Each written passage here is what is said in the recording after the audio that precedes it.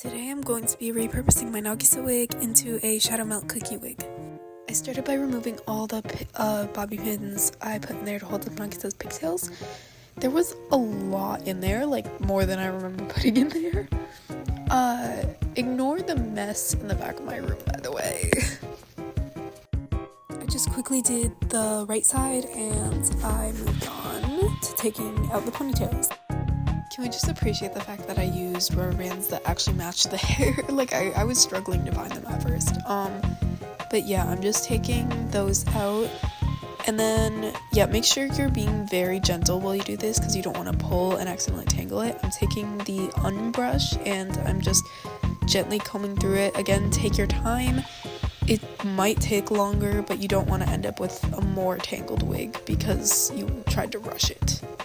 This is your reminder that a little shedding is normal. As you can see, yeah. My next order of business was taking care of these bangs. You can tell by my face right there. Yeah, these are rough.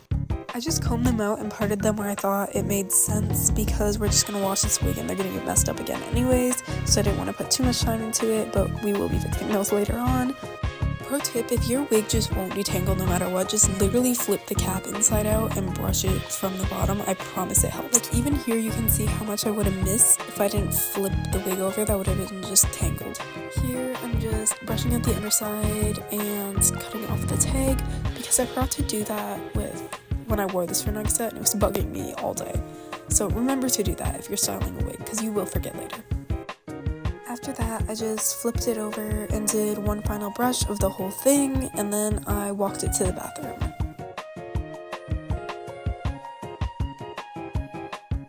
I made the water kind of room temperature and just enough to submerge the wig. I didn't want to completely drown it because that's kind of a waste of water for soaking a wig for 10 minutes. I took the Downy fabric softener and I just dumped about half a cap in there. This will get rid of, not all, but hopefully some of that cheap wig shine. You do what you can when it comes to synthetic wigs. Now once you get here, wait. I know you want to stir it around, but don't do it. Don't do it. You just gotta let it soak up. What you can do, however, is you can take your brush or any utensil,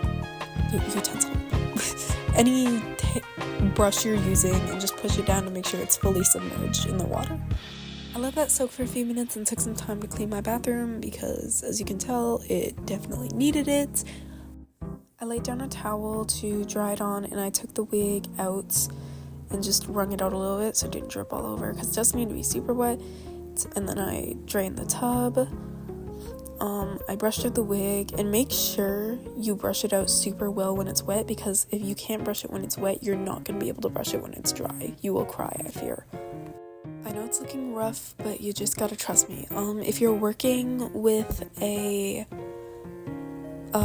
like natural hair heat resistant wig, you can kind of skip this step or this next step I'm about to show you, where I'm spraying it with a solution of fabric softener and water. But if you're working with a really synthetic wig, do not skip this because your wig will melt and burn off. And by the way, when I started making wigs, it kind of scared me, but this sound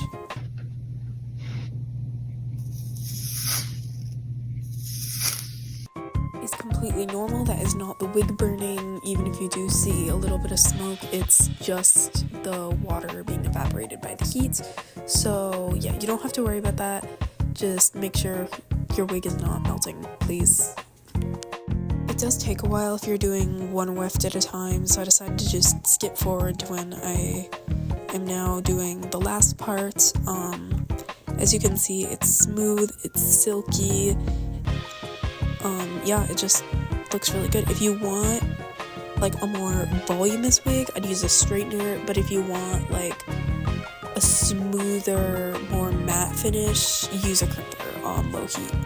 Next I move on to the bangs, same thing, just spraying them with my solution and straightening them, and then I'm starting to part them however I want and angling my curling iron to give them a little more volume, almost like a curl, but like a half curl, if that makes sense. Probably not, but you see what I mean. Wig bangs are hard. You just have to fiddle around with them until you get them somewhere you like, and then you have to make sure the volume is. But once you do that, you can start spraying it with hairspray, as I'm doing here, because I finally got them in a position I liked. This whole process took like 10 minutes, by the way, so it's normal to take a while, especially when you're doing your first few wigs. I cut a blue weft off a cheap Halloween wig, and I'm just kind of figuring out how to position it here. I'm taking, you can't see it very well because my hand's in the way, but I'm taking some tacky glue, and I'm just gluing the very ends of the fibers so they stay together, and then I'm gonna eventually glue it on to the center where the scalp is. I'm taking a while, I don't know what I'm doing. I probably got glue all over my hands. I just glued it on and propped it up so I wouldn't have to hold it. I'm gonna let it dry overnight, so I'll update you tomorrow.